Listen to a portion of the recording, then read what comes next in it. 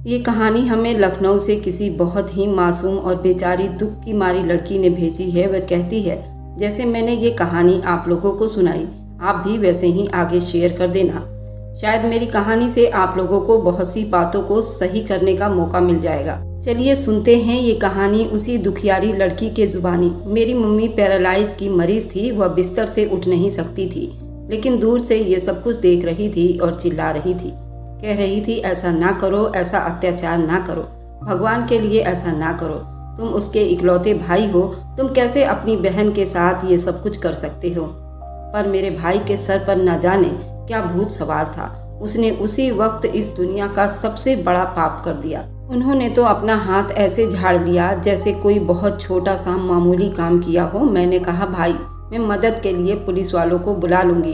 तो कहने लगा कि खबरदार, जो किसी ने भी मदद के लिए किसी को भी बुलाया तो तुम लोग चुपचाप खड़े होकर तमाशा देखते रहो। हम सब की हालत बहुत बुरी थी और हमारी आंखों के सामने जो भी हुआ था, और अगर वह कोई आम इंसान देख ले या किसी गैर के साथ होते हुए भी देख ले तो उसका दिल भी कलेजे से बाहर निकल आए।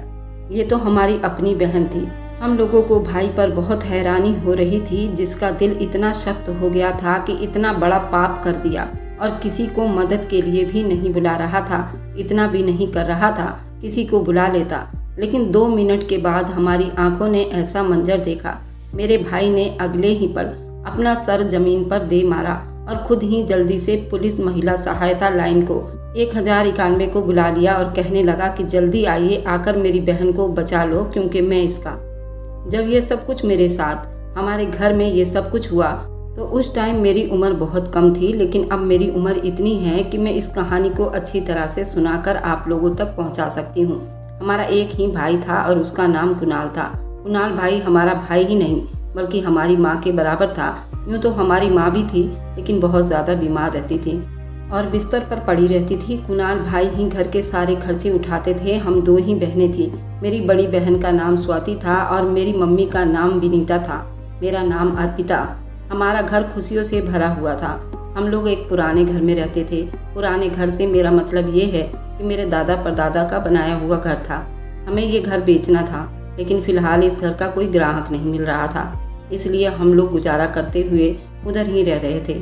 हमारे घर के अंदर एक कुआं भी था और हम लोग वहाँ से पीने का पानी निकालने के लिए हमने मोटर लगवाई हुई थी। मुझे तो ये घर बहुत अच्छा लगता था। इसके कमरे बड़े बड़े थे और यहाँ पर एक तहखाना भी था। मैं तो यहाँ से नहीं जाना चाहती थी, लेकिन भाई कहता था हम अच्छा सा घर बनवाएंगे। मेरी माँ ने एक दिन मेरी बड़ी बहन स्वाति दीदी को, माँ कहने लगी, हम भाई के लिए कोई लड़की देखते हैं। बेचारे की उम्र निकलती जा रही है, तेरी शादी तो पता नहीं होगा या नहीं। अर्पिता तो अभी छोटी है, इसलिए मैं सोच रही हूँ कुणाल की शादी करवा देते हैं।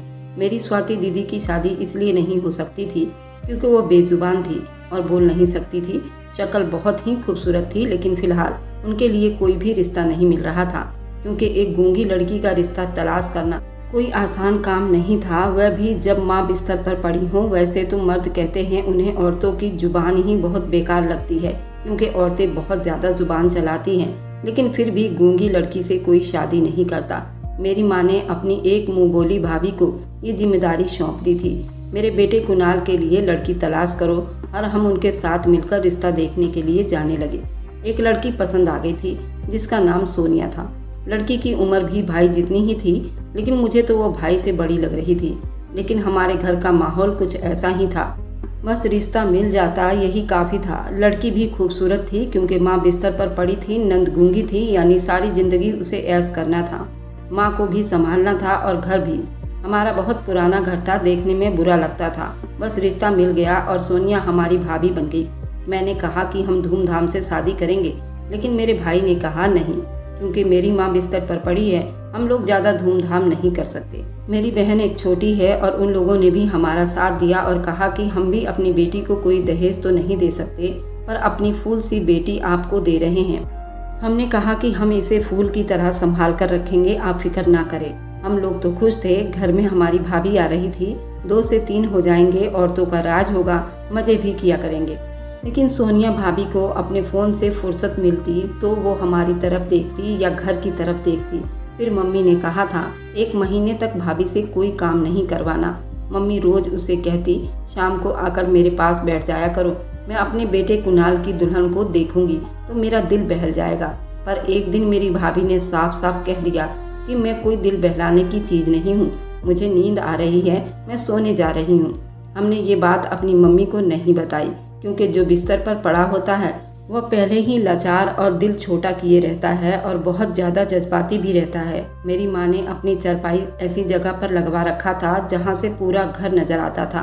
किचन का दरवाज़ा, दोनों कमरों का आंगन, वहाँ से सब कुछ साफ दिखाई देता था। मेरी भाभी बहुत उखड़ी उखड़ी रहती थी, अपने ही मस्ती में मगन रहती थी। फ़ोन से उनको जरा भी फुर्सत नहीं मिलती थी, लेकिन जैसे ही मेरा भाई घर पर आ जाता तो अपना फ़ोन बाहर रख देती और फ़ोन से हाथ भी नहीं लगाती थी। मेरे भाई ने कहा, सारे बाहर बैठकर चाय पियेंगे मम्मी के चारपाई के पास। हम लोग भी बहुत खुश हो गए। मेरा भाई भी सामान लेकर आया था, हम सभी इधर उधर की बातें करने लगे। फिर मेरा भाई बहुत बिजी रहने लगा और उसके पास हमसे बात करने का भी वक्त नहीं होता था। मेरे भाई ने कोई बात छेड़ी तो भाभी कहने लगी कि पूरा दिन इतने काम होते हैं कि फ़ोन देखने का टाइम भी नहीं मिलता। और हम लोग ये सुनकर हैरान रह गए कि भाभी तो फ़ोन को छोड़ती ही नहीं, फिर भाई के सामने झूठ क्यों बोल रही हैं। भाई ने भी कह दिया कि कोई बात नहीं, माँ बीमार है, मेरी बहनें छोटी हैं, तुमने ही सब कुछ संभालना है। तो कहने लगी, हाँ बिल्कुल मैं ही संभालूंगी। लेकिन वह कुछ भी नहीं संभालती थी और वह सुबह कमरे से देर से निकलती और सुबह नाश्ता उनको तैयार मिलता था। उसके बाद दोपहर का खाना बनाकर कमरे में दे देते थे, क्योंकि भाई दोपहर को खाना खाने नहीं आते थे। शाम की चाय वह खुद बनाती थी और कभी कभार भाई आ जाते थे और रात का खाना वह भाई के साथ कमरे में ही खाती थी। पूरा दिन वह अपने कमरे तक की भी सफाई नहीं कर पाती थी। मुझे तो कहती थी, अर्पिता मेरा कमरा साफ कर दो। मेरी मम्मी सो रही थी और सोनिया भाभी किचन में खड़ी थी जब मुझे मेरी भाभी ने कहा कि मेरा कमरा साफ कर दो, लेकिन मैंने उस वक्त नहीं किया। लेकिन थोड़ी देर के बाद मैं भाभी का कमरा साफ करने गई तो जैसे ही अंदर गई, मुझे देखकर उन्होंने मेरे मुंह पर दरवाजा बंद कर दिया। मैंने एक नज़र देखा, उनके कमरे में कोई बैठा हुआ था, लेकिन मैं ठीक से नहीं कह सकती, पर उनके कमरे में कोई बैठा हुआ था और वो मेरा भाई तो बिल्कुल भी नहीं था। मैं किचन में आ गई। मैंने अपनी माँ से कहा कि लगता है भाभी का कोई मेहमान आया हुआ है। हमने ना उनको चाय पूछा ना ही पानी, मैं ही चाय बनाकर ले जाती हूँ उनके कमरे में, कोई उनसे मिलने के लिए आया हुआ है। तो वह कहने लगी, कब आया मुझे तो नहीं पता। मेरी बहन इशारों से बातें करती थी और मुझे उसके इशारे अच्छी तरह समझ आते थे। उसने चाय बना दी और मैं ट्रे नमकीन बिस्कुट सजाकर जब कमरे में गई तो मेरी भाभी ने दरवाज़ा खोल दिया और कहने लगी, चलो सफाई करो। लेकिन जब मेरे हाथ में सामान देखा तो कहने लगी, ये क्या है, ये कोई चाय का वक्त है। मैंने कहा कि वे आपके मेहमान आए हैं ना। तो वह बात सुनकर उसके चेहरे की हवाइयाँ उड़ चुकी थी। कहने लगी कि नहीं, कोई मेहमान नहीं आया, मुझे लगता है तुम्हें कोई गलतफहमी हुई है। अगर कोई मेहमान आया भी होता तो मैं खुद जाकर चाय बना लेती। मैंने कहा कि अच्छा ठीक है। मेरी माँ ने मुझे कहा, तेरा भाई बड़ी मेहनत से कमाता है, जब कोई आया ही नहीं था तो तूने दिन दहाड़े चाय क्यों बनाया। मैंने कहा, मैंने खुद देखा था अंदर कोई आदमी बैठा था। इस बात पर मेरी माँ भी चुप हो गई और मुझे तो ये कहकर डांटने लगी, तूने सही से देखा नहीं होगा, तुझे गलतफहमी हुई होगी। पर मुझे अच्छी तरह याद है, जैसे मैं कमरे में गई थी, दरवाजे के पास ही कोई बैठा हुआ था, कोई लड़का था। हमारा भाई भी जवान था, लेकिन वे लड़का नहीं लगता था। मुझे लगा कि शायद भाभी का भाई या कोई कजन होगा। मैं इस टॉपिक को छोड़ दिया, लेकिन भाभी तो अपनी औकात दिखाने लगी। वो पूरा दिन हमसे झगड़ा करती और जब शाम होती तो रोना शुरू कर देती। हमारे भाई से कहती, तुम्हारी बीमार गूंगी बहन और ये छोटी जिसको तुम छोटी समझते हो, ये तीनों मिलकर मुझे पूरा दिन बुरा भला कहती रहती हैं और नीचा दिखाने की कोशिश करती हैं।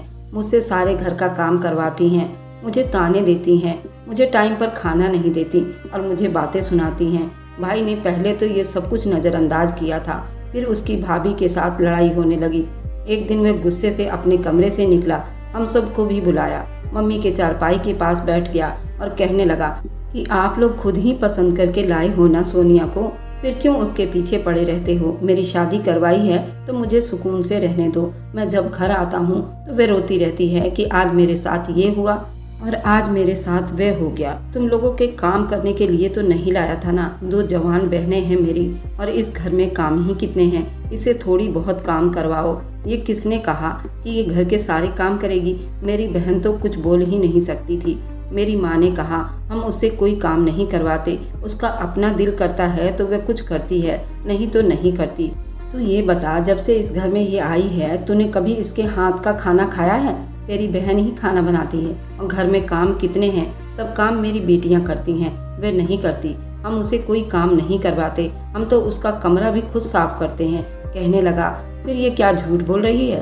तो मेरी माँ ने कहा, ये तो तू ही अच्छे से जानता है या फिर वह जानती है। अभी हम ये सब बोल रहे थे कि वहाँ भाभी आ गई। हमारी अपनी समस्या थी, उनको बीच में बोलने की कोई ज़रूरत नहीं थी, लेकिन उन्होंने फसाद बना दिया। जो बात घर की बात समझकर चुपचाप हो रही थी, वह लड़ाई झगड़े में बदल गई। भाई ने आखिरकार ये कह दिया, मुझे चुप करके कमाने दो और ये घर की लड़ाइयाँ खुद सुलझाओ, नहीं तो मैं कोई और फैसला करने पर मजबूर हो जाऊंगा। मेरी माँ की तो तबीयत खराब हो गई, क्योंकि वह इसका मतलब समझ गई थी कि वह अपनी बीवी को लेकर अलग होना चाहता था। ऐसे में अगर वह हमें छोड़कर चला जाता तो हम क्या करते? माँ हमारी बीमार थी और मेरी बहन स्वाति की शादी नहीं होने वाली थी और मेरी तो अभी पढ़ाई चल रही थी। माँ ने हमें कह दिया, ये जो भी बुरा भला काम करती है तुम्हें उससे कोई मतलब नहीं होना चाहिए। कुछ बोलती है, कोई बात करती है तो आगे से जवाब नहीं देना, नहीं तो उसे मौका मिल जाएगा और वह तुम्हारे भाई को तुम्हारे खिलाफ भड़का रही है, उसके दिल में नफरत डाल रही है और अगर उसको पता चल गया तो और भी ज्यादा लड़ाई झगड़ा करवाएगी। इसलिए बस तुम चुप कर जाया करो। हमने कह दिया, ठीक है माँ, हमें घर का माहौल खराब नहीं करना। पर मैं इस बात पर हैरान थी कि उसने मेरे भाई को कैसे अपने जाल में फंसाया था। एक दिन मैं उसके कमरे के पास से जा रही थी तो वह किसी से फोन पर बात कर रही थी। मैं उसकी बातें सुनने लगी और वह कह रही थी कि तुम तो जानते हो कि तुम्हारे अलावा मेरा है कौन। तुमसे इतनी मोहब्बत करती हूँ और दिन रात तुम्हारे बारे में सोचती रहती हूँ। मैं समझ गई कि वो मेरे भाई से ही फोन पर बात कर रही है और मैं उनकी बातें सुनने लगी, क्योंकि मेरी उम्र ही ऐसी थी और साथ साथ ये भी सोच रही थी कि कैसे भाई को अपनी बातों में फंसा लेती है। जितने प्यार से बोल रही है, आवाज़ भी ऐसे निकाल रही है जैसे कोई जवान लड़की हो, जबकि हमारे साथ लड़ती थी तो ऐसी आवाज़ निकालती थी कि सुनकर सर में दर्द हो जाता था। इधर उधर की बातें करके आखिर में उसने ऐसी बात कर दी कि मैं हैरान रह गई और मेरे दिल में हजार सवाल जाग उठे। ऐसी ऐसी बातें कर रही थी कि जो मुझे नहीं सुननी चाहिए थी, लेकिन जब इतनी सुन ली फिर दो चार और भी सुन लेती। पर आखिर में उन्होंने कहा कि ठीक है, फिर बात होगी पुष्कर। ये पुष्कर कौन था? मेरे भाई का नाम तो कुणाल था। ये किसी पुष्कर नाम के आदमी से बात कर रही थी और ये जो इतनी प्यार मोहब्बत भरी बातें कर रही थी ये भाई से नहीं कर रही थी। मेरे अंदर बदले की आग थी और मुझे गुस्सा भी आया हुआ था। मैंने सोच लिया कि मैं भाई को ये सब कुछ बता दूंगी, लेकिन अभी भाई के आने में बहुत टाइम था। तो ये सारी बात मैंने अपनी बड़ी बहन स्वाति को बता दी। वह कोई इशारा करके बोलने लगी, खबरदार, मैंने तुम्हें कहा था ना कि इस तरह की कोई बात नहीं करनी, घर में कोई फसाद नहीं करवाना, और तुम फसाद की जगह घर में तूफान लाना चाहती हो। खबरदार, जो तुमने इस तरह की कोई हरकत की तो बिल्कुल भी नहीं बोलना। मैंने उससे कहा कि तुम समझ नहीं रही हो, इसका क्या मतलब है? इसका मतलब ये है कि भाभी किसी और से बात कर रही थी। वह कहने लगी, हो सकता है कि उसका कोई कजन हो या फिर कोई भाई हो, हमें किसी के बारे में नहीं बोलना चाहिए। मैंने कहा कि कोई भी अपने भाई से ऐसी बातें नहीं करता। मेरा भाई बहुत ज्यादा शक्की था और वह हमें फैशन भी नहीं करने देता था। घर में टीवी था और हम लोग जिस इलाके में, जिस शहर में रहते थे, यहाँ पर ऐसा कुछ भी नहीं था।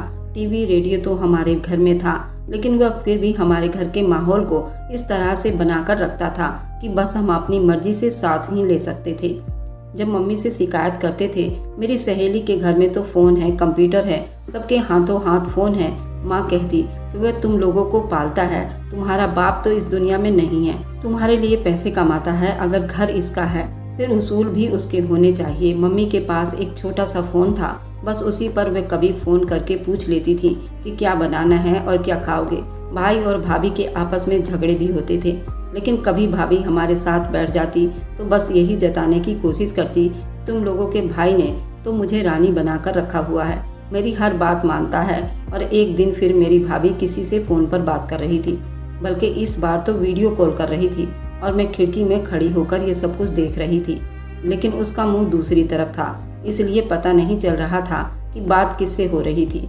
यानी मुझे भाभी की शक्ल तो नज़र आ रही थी, लेकिन फ़ोन वाले बंदे की शक्ल नज़र नहीं आ रही थी। लेकिन लगता था उसको लोगों को अलग अलग नामों से बुलाने की आदत थी। इस बार कहने लगी, हर्ष, तुम्हारी बड़ी याद आती है। ये हर्ष कौन था? मैं चुप करके बैठी रहती, किसी को कुछ ना बताती, और ये औरत भी हमारे सर पर नाच रही थी। तो जब उसकी कमजोरी हमारे हाथ में आ रही थी तो हम क्यों ना कुछ बोलते। इस बार मैंने ये बात अपनी बहन को नहीं बताई। वह तो डरपोक थी, उसने फिर मुझे रोक देना था। मैंने भाई के आने का इंतजार किया और सबके सामने ये बात अपने भाई को बता दी। मैंने बिल्कुल कोई लिहाज ना किया था। मैंने कहा कि भाई, आज भाभी किसी से बात कर रही थी, वीडियो कॉल पर, वह भी बहुत ज्यादा तैयार होकर, और कह रही थी हर्ष मैं तुम्हारे बगैर नहीं रह सकती। मैंने जब ये बात कही तो मेरे भाई की आंखें फटी की फटी रह गई। मेरी माँ ने कहा, बदतमीज कैसी बातें कर रही है। मैंने कहा कि मैं वही कह रही हूँ जो मैंने भाभी को करते हुए देखा था। मुझे इस बात का भी गुस्सा था। हमें मोबाइल नहीं रखने देता था और अपनी बीवी को मोबाइल दे रखा था। मुझे पूरा यकीन था आज भाभी फंस गई थी और आज उनकी क्लास लगने वाली थी। वह भी सुनकर हैरान रह गई। मेरे भाई ने कहा, ये क्या कह रही है अर्पिता, किससे बात कर रही थी तुम? मैं समझी थी कि मैं जीत गई, लेकिन भाभी ने तो बाजी ही पलट दी। वह कहने लगी, नहीं तो मैं फ़ोन में कोई सीरियल देख रही थी, उस सीरियल में ये डायलॉग था, इससे पूछिए कि इसने किसी को देखा था। अब मैं भी तो सच्ची माँ की बेटी थी। अगर मेरे अंदर कोई चालाकी होती तो मैं कह देती, हाँ मैंने देखा था किसी को। मैंने कहा, नहीं देखा तो नहीं किसी को, पर फ़ोन की तरफ देखकर हंस रही थी। मेरी माँ ने अपना सर पकड़ लिया और मेरे भाई ने रखकर मेरे मुँह पर थप्पड़ मार दिया। उसने कहा, अगर वह फ़ोन पकड़कर हंस रही थी और फ़ोन की तरफ देख रही थी तो इसका मतलब ये तो नहीं है वह किसी और से बातें कर रही थी। और तेरी हिम्मत कैसे हुई अपनी जुबान से ये शब्द निकालने की, अपनी भाभी को छुप छुप कर देखने की? पहले तो मुझे बता दे कि तू वहाँ पर क्या कर रही थी और अपनी भाभी पर इल्जाम लगाती हो, वह भी सबके सामने। शर्म नहीं आती तुम्हें? मेरी भाभी ने आग में तेल डाला और रोना शुरू कर दिया कि आपकी छोटी सी बहन मुझ पर इतना बड़ा इल्जाम लगा दिया। ये क्या मेरे कमरे में ताका झाकी करती रहती है? उस दिन भी कह रही थी कि मेरे कमरे में कोई बैठा हुआ है, जबकि आप अपनी माँ से पूछो, क्या घर में कोई आया था? माँ जी आप बताइए, आपने किसी को आते हुए देखा था? तो मेरी माँ कहने लगी, नहीं बेटा, मैंने तो किसी को नहीं देखा था। मेरी चारपाई तो सामने ही पड़ी रहती है। मेरी माँ ने भी सच का साथ नहीं दिया, वो मेरा साथ भी तो दे सकती थी, लेकिन उन्होंने ऐसा नहीं किया। इससे पहले कि मुझे दूसरा थप्पड़ पड़ता, मेरी माँ ने मुझे बचा लिया और भाई को अपनी कसम दे दी, इस पर दोबारा हाथ नहीं उठाना। मेरी तो अच्छी भली बेइज्जती हो गई और मैंने अपने भाई को गुस्से से देखा था तो मेरे भाई ने कहा कि देखो ये कैसे मुझे घूर रही है, इस लड़की का तो दिमाग ठिकाने लगाना पड़ेगा, आज से उसकी पढ़ाई बंद। मैं उसके कदमों में बैठ गई और कहने लगी, नहीं मेरी पढ़ाई ना बंद करवाना। लेकिन मेरे भाई ने कह दिया कि अब से ये पढ़ाई करने नहीं जाएगी। मेरी तो डिग्री भी पूरी नहीं हुई थी और ये सब मुझ पर बहुत भारी पड़ गया था। मैं दिन रात रोती रहती। मुझे पढ़ने का इतना शौक था कि मैं चाहती थी कि मैं कुछ पढ़ लिख कर बन जाऊं, पैसे कमाऊंगी ताकि भाई से पैसे ना लेने पड़े, अपनी माँ का इलाज खुद करवाऊंगी। और जिनके बाप नहीं होते ना, उनके दिमाग में इस तरह की बातें, इस तरह के इरादे आते हैं। मेरे दिमाग में भी था, मगर अब सब कुछ खत्म हो गया। किसी की पढ़ाई को रोक देना उस पर सबसे बड़ा जुर्म होता है और उसके फ्यूचर को बर्बाद करना। मैंने सुबह फिर भाई से माफ़ी मांगी और भाभी से भी माफ़ी मांगी तो कहने लगी, नहीं करनी थी ना मेरी जासूसी। क्यों मेरी जासूसी कर रही थी?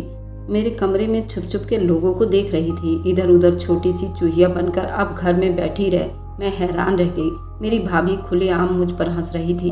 मैंने कहा, आप हंस रही हैं? तो कहने लगी, हाँ ये देख हंस रही हूँ। और मुझे अजीब सा हंसकर देखने लगी। मुझे लगा कि मेरी भाभी इतनी बुरी नहीं है, बस वह थोड़ी सी खड़ूस औरत है और जैसे चालाक भाभियाँ होती हैं, लेकिन ये तो ना सिर्फ बुरी थी बल्कि इसका किरदार भी ठीक नहीं था। कहने लगी, अभी तो तुम्हारी पढ़ाई बंद करवाइए, अब तुम्हारी गूंगी बहन को इस घर से निकाल दूंगी, तुम्हारी माँ को इस दुनिया से भेज दूंगी और तुम्हारी शादी तो कम उम्र में ही करवा दूंगी ताकि तुम्हें समझ आए, फिर ये पूरा घर मेरा हो जाएगा। इस पुराने घर को बेचकर डिफेंस में बंगला ले लूंगी। तुम लोगों को क्या लगता है मैं तुम्हारे बूढ़े भाई से शादी क्यों की थी?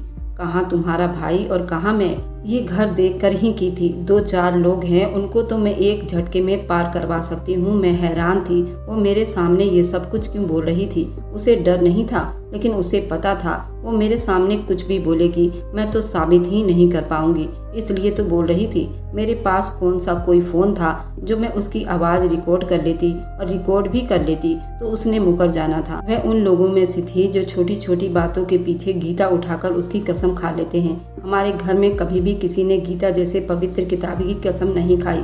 और अब दिन रात भाभी उस पवित्र किताब की कसम खा लेती थी। कोई बात होती तो कहती मैंने नहीं किया। मेरी माँ कहती थी जिस जगह पर छोटी छोटी बातों में ऐसी पवित्र किताबों की कसम खाई जाती है, भले ही वह सच्ची ही क्यों ना हो, उस घर में सरस्वती माता नाराज हो जाती हैं और वे घर पाई पाई के लिए मोहताज हो जाता है। वे बार बार ये कहती थी उसके मामलों में ना पड़ा करो। और एक दिन फिर भाभी किसी से फोन पर बात कर रही थी और कह रही थी कि बुढ़िया की जान अटकी हुई है। मेरे भाई ने कहीं नया काम पकड़ा हुआ था और वहाँ पर नाइट भी लगाता था। भाभी के कमरे से देर रात तक किसी से बातें करने की आवाज आती थी। ऐसे ही था, हम लोग आंखों देखी मक्खी को निगल रहे थे क्योंकि कुछ कर नहीं सकते थे। एक दिन मेरी माँ ने पूछ लिया कि सारी रात तुम किससे बात कर रही थी, तुम्हारा पति तो नाइट ड्यूटी पर था। तो कहने लगी आपके बेटे से ही बात कर रही थी, जबकि हमें पता था भाई जिस जगह पर काम के लिए गया था उसे वहाँ पर काम करना था। रात को बैठकर अपनी बीवी से बातें नहीं कर सकता था। फिर एक और बात पता चली उसकी, और वो भी स्वाति दीदी को। उसने रिपोर्ट देखी और मुझसे पूछा ये क्या है। तो मैंने उसे बताया भाभी ने शायद अपना अबॉर्शन करवाया है। ये बात हमने अपनी माँ को बताई तो हमारी माँ तो बच्चे की तरह रोने लगी कि मैं कब से तरस रही हूँ अपने बेटे की औलाद देखने के लिए, और शायद इसलिए जिंदा भी हूँ, और इस औरत ने ये क्या कर दिया। अब तो माँ ने भी फैसला किया था कि भाई से बात करनी पड़ेगी, लेकिन भाई की पहले से ही इस बारे में कई बार लड़ाई हो चुकी थी। और जब हमने बात की तो उसने गुस्सा हम पर निकाल दिया और कहा कि शादी करके लाया हूँ, खरीद कर तो नहीं लाया। नहीं बच्चा पैदा करना चाहती तो ना करे, उसका बच्चा कौन संभालेगा। मेरी माँ ने कहा क्यों, वह क्यों संभालेगी, हम मर गए हैं क्या। तो मेरा भाई कहने लगा आप लोगों से अपना तो संभलता नहीं, उसको दिन रात बुरा भला कहते रहते हो, उसकी क्या सेवा करोगे। गुस्सा उसको भी था, उसके दिल में भी ये बात थी, लेकिन उसे भी पता था वह कुछ नहीं कर सकता। घर का माहौल खराब ना हो इसलिए हमें कह रहा था कि कुछ नहीं हुआ छोड़ दो, बस जो होना था वह हो गया, अब उसके बारे में ज्यादा बात करके क्या मिलेगा। मेरी माँ ने कहा हम तेरी बीवी के दुश्मन नहीं हैं, वो हमारी दुश्मन है। हम तो अभी भी इसका ख्याल रखते हैं, कभी किसी के सामने उसकी बुराई नहीं की, और लोगों को यही कहते हैं कि बड़ी अच्छी बहू है हमारी, बहुत ख्याल करती है हमारा। और मेरे भाई ने कहा ये सब छोड़ो, स्वाति की शादी करवा दो। तो मेरी माँ ने कहा इस बेचारी से शादी कौन करेगा। भाई ने कहा एक रिश्ता देखा है मैंने। तो मेरी माँ खुश हो गई, तूने भी अपनी बहन के बारे में सोचा, क्या करता है लड़का। तो भाई कहने लगा लड़का नहीं है, उसकी शादी एक पहले हो चुकी है, उसकी उम्र 40 साल की होगी, उसकी 8 बेटियां हैं, वह दोबारा शादी करना चाहता है क्योंकि उसको औलाद चाहिए। वो मेरी बहन स्वाति से शादी कर लेगा और दहेज भी नहीं चाहिए। उसकी पहली बीवी बहुत बीमार रहती है। मेरी माँ ने जब पूरी बात सुन ली तो कहा कि इससे तो अच्छा है कि मैं स्वाति को ये जो घर में कुआं बना हुआ है ना, उसी के अंदर धक्का दे दूं, लेकिन ऐसे रिश्ते में कभी भी ना धकेलूं जहां पर उसकी औकात सिर्फ नौकरानी जैसी होगी। अपने घर में बैठी है और अपने नसीब का खाती है। तुझे अगर अपनी कमाई का गुमान है तो तेरे घर को भी तो बनाया हुआ है, सारे घर का काम तो वही करती है, और फिर ये उसके बाप का भी तो घर है। नहीं भेजना मुझे इसको कहीं पर भी, और इधर ही रहेगी, नहीं करनी मैंने इसकी शादी। भाई को इस बात पर गुस्सा आ गया और भाई हमसे दूर ही होता चला गया और बहुत ज्यादा बदतमीज और मतलबी हो गया था। मेरी पढ़ाई छुड़वा दी, स्वाति के लिए ऐसा रिश्ता लेकर आया था, जबकि ऐसे रिश्ते तो स्वाति भाभी को मिलने थे। लेकिन मेरा भाई पहले ये कहता था कि उसकी शादी ऐसी जगह नहीं करवानी, जो काम पहले इसके लिए गलत था, बुरा था, वह अब सही कैसे हो सकता था। इससे अंदाजा यही लगता था कि मेरी भाभी ने उसके दिमाग पर भी कब्जा कर लिया था। घर में छोटी बड़ी मुसीबतें तो आती रहती हैं, लेकिन ये नहीं पता था कुछ बहुत बुरा हो जाएगा। हमें क्या पता था कि अभी फाइनल खेल बाकी था, और ये सब कुछ भाभी के दिमाग से निकल रहा था। उसने मेरी पढ़ाई बंद करवा दी। मम्मी के लिए घर में फल फ्रूट आता था, वह खत्म करवा दी। स्वाति को एक ऐसी जगह पर धकेल देना चाहती थी जहाँ पर वह सिर्फ एक नौकरानी बनकर रहती। उसे वहाँ से किसी तरह बचा लिया गया, और अब पता नहीं उसकी अगली चाल क्या थी। हमें समझ नहीं आ रहा था। ये सब कुछ हमारे समझ से बाहर था, क्योंकि वह अकेले दाव चल रही थी और हम लोग सिर्फ उसका वार सह रहे थे। एक दिन भाई भी घर पर ही था, लेकिन बैठक में बैठा हुआ था, शायद कोई जरूरी काम कर रहा था। वह लैपटॉप पर बैठा काम में लगा था। उसने शाम को ही कह दिया था मुझे आज बहुत जरूरी काम करना है, बस मेरा खाना बैठक में ही दे दो। मैं ही उसे खाना देने के लिए गई थी। जब मैंने देखा भाभी के कमरे में कोई है, और एक पल को मुझे लगा मेरा भाई है, लेकिन अगले ही पल मेरे पाँव के नीचे से ज़मीन निकल गई, क्योंकि बैठक के दरवाजे से भाई और उसका लैपटॉप नज़र आ रहा था। तो फिर ये आदमी कौन था जो भाभी के कमरे में खड़ा था? मैं बहुत ज़्यादा तंग आ गई थी। मेरी जब से पढ़ाई छूटी थी मेरा दिमाग खराब हो गया था। मैंने कहा कि आज ये मौका हाथ से जाने नहीं दूंगी। आज तो सबूत खुद चलकर घर आ गया है। मैं जल्दी भाभी को भाई के सामने शर्मिंदा करवाना चाहती थी। मैंने सोच लिया आज मैं पीछे नहीं हटूंगी। उस दिन मेरी पढ़ाई बंद हुई थी, मुझ पर इतना बड़ा इल्ज़ाम लगाया गया था। अब मेरा ये क्या बिगाड़ लेती? आज मैं इनका खेल खत्म करने वाली थी। अब मेरे पास खोने के लिए क्या था? मैं जल्दी भाई के कमरे में आ गई और मैंने कहा कि भाभी के कमरे में कोई आदमी है और वह उसके साथ बातें कर रही हैं। भाई ने कहा तेरा फिर से दिमाग खराब हो गया है, तुझे फिर नाश्ता पानी करवाना पड़ेगा। वह थप्पड़ की बात कर रहे थे। मैंने कहा आप मुझे जितना मर्जी मार लो, लेकिन पहले जाकर देखो आपकी पत्नी क्या कर रही है। रात का वक्त था और मैं तो पानी पीने के लिए उठी थी। मैंने देखा कि भाभी के कमरे में कोई है, लेकिन फिर मुझे याद आया आप तो बैठक में बैठे हैं। अगर आपको यकीन नहीं है तो अभी जाकर खुद देख ले। लेकिन चुपके से जाना। वो कहने लगा अर्पिता तुम बार बार अपनी भाभी पर इल्जाम लगा रही हो। वो मेरी पत्नी है और इस घर की इज्जत है। मैं ये सब कुछ बर्दाश्त नहीं करूँगा। अब अगर तेरा ये इल्जाम झूठा निकला तो वे जो रिश्ता मैंने स्वाति के लिए ढूंढा था ना, उस आदमी से मैं तेरी शादी करवा दूंगा। इसी बात का तो मुझे डर था, क्योंकि भाई भी तो हमारा नहीं था, क्योंकि मेरा दुश्मन भी कमजोर नहीं था। दुश्मन को कभी भी कमजोर नहीं समझना चाहिए। मैंने भाई से कहा आप जल्दी चलो, आपको सच पता चल जाएगा। मुझे डर भी लग रहा था अगर मैं झूठी साबित हुई तो मेरे साथ वे सब करेगा जो उसने अभी थोड़ी देर पहले कहा था। मैं तो बुरी तरह से फंस जाऊंगी। लेकिन मुझे भगवान पर पूरा यकीन था कुछ बुरा नहीं होगा। पर जैसे ही हम लोग भाभी के कमरे की तरफ जाने लगे, भाभी हमें रास्ते में मिल गई और वह शायद हमारे पास ही आ रही थी। मुझे देखकर कहने लगी तुम क्यों आधी रात को जाग रही हो? तो मैं चुप हो गई। मेरे भाई ने कहा कौन है तुम्हारे कमरे में? तो कहने लगी मेरे कमरे में आपके सिवा किसको आना है? अरे मैं तो आपको ये बताने आ रही थी कि स्वाति के कमरे में कोई है। मैं ये सुनकर हैरान रह गई। मेरा भाई भी कहने लगा क्या फालतू बातें कर रही हो? मेरी बहन के कमरे में इस टाइम कोई आदमी कैसे हो सकता है? तो कहने लगी मैंने अपनी आंखों से देखा है, आप भी खुद जाकर देख लो। अर्पिता तूने भी तो देखा था और अपने भाई से आकर मेरा इल्जाम लगा रही है। भाई मुझे अब खा जाने वाली नज़रों से देखने लगा। मैं हैरान रह गई और हम जब उसके कमरे में गए तो हमने उसके दरवाजे को बजाया। दरवाज़ा अंदर से बंद था, मगर मेरी बहन कभी भी अंदर से दरवाज़ा बंद नहीं करती थी, क्योंकि एक तो वो बोल नहीं सकती थी, इसलिए दरवाजे को बंद नहीं कर सकती थी कहीं कोई समस्या न बन जाए, और वह बेचारी बोल भी तो नहीं सकती। मेरे भाई को इतना गुस्सा आया, उसने दरवाजे पर जोर जोर से लाते मारने लगा और इसी तरह दरवाजे को तोड़ दिया। सामने का मंजर देखकर हम सब लोग हैरान रह गए। स्वाति बिस्तर पर बैठी थी और एक लड़का खिड़की से भाग रहा था। वो भाग गया था, लेकिन सबने देख लिया था। कोई लड़का था जो अंदर था और हमें देखकर डर के मारे भाग गया। मेरे भाई ने ये मंजर क्या देखा, मारे गुस्से के आग बबूला हो गया। स्वाति के पास गया और उसका गुस्से से हाथ पकड़कर बाहर ले आया, बिल्कुल मेरी माँ के चरपाई के सामने। मेरी माँ भी शोर सुनकर जाग गई थी, जो पहले सो रही थी। कहने लगा ये क्या कर रही थी तू उस लड़के के साथ? इस घर को तूने क्या बना लिया? हम तो शरीफ लोग थे। कौन था वे लड़का जो भाग गया है? मेरी शादी नहीं करवा रहे तो इन कामों में लग गई है। मेरी माँ भी ये बातें सुनकर हैरान होने लगी। मेरे भाई ने मेरी माँ को सारा कुछ बता दिया तो मेरी माँ अपने दिल पर हाथ रखकर बैठ गई। मेरे भाई ने कहा तुम लोग मेरी बीवी पर इल्जाम लगाते रहे हो, उसे बुरा भला बनाते रहे, लेकिन आज तुम लोगों का राज मेरे सामने खुल गया है। ये है तुम लोगों की असलियत।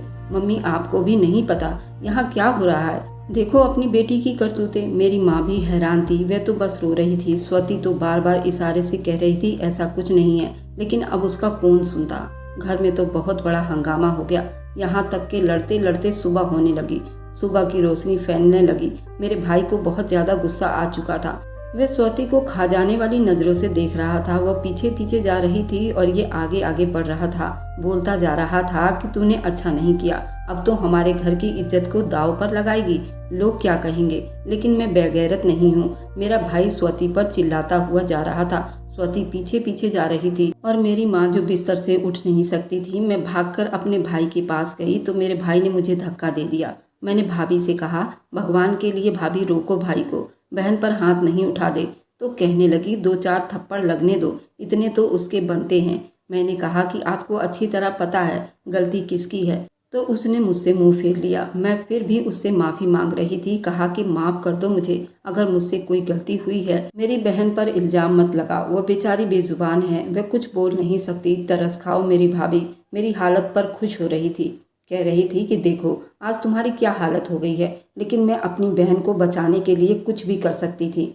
हम सब तो यही सोच रहे थे कि शायद भाई स्वाति पर हाथ उठाएगा, पर भाई ने तो गजब कर दिया। हम सब हैरान रह गए। उसने अचानक से स्वाति को कुएं के अंदर धक्का दे दिया। ये कुआं बहुत पुराने ज़माने का बना हुआ था और बहुत ज़्यादा गहरा था। अंदर से उसके चीखने चिल्लाने की आवाज़ आने लगी। मेरी माँ तो हैरान रह गई और बेहोश हो गई। मुझे समझ नहीं आया अचानक से ये सब कुछ कैसे हो गया। मैं चिल्लाई और मैंने कहा, ये क्या किया भाई आपने, ये क्या किया? तो कहने लगा कि मैंने बिल्कुल ठीक किया, वह इसी काबिल थी, कोई ज़रूरत नहीं उसको यहाँ से निकालने की, अंदर ही पड़ी रहेगी। मैंने कहा फ़ोन करो किसी को, 1091 पर फ़ोन करो, वही निकाल सकते हैं। इतनी बड़ी सज़ा ना दो। वह आदमी तुम्हारी पत्नी के कमरे में था, मैंने अपनी आंखों से देखा है। मेरे भाई ने कहा, चुप करती हो या तुझे भी उसके पीछे भेज दूँ?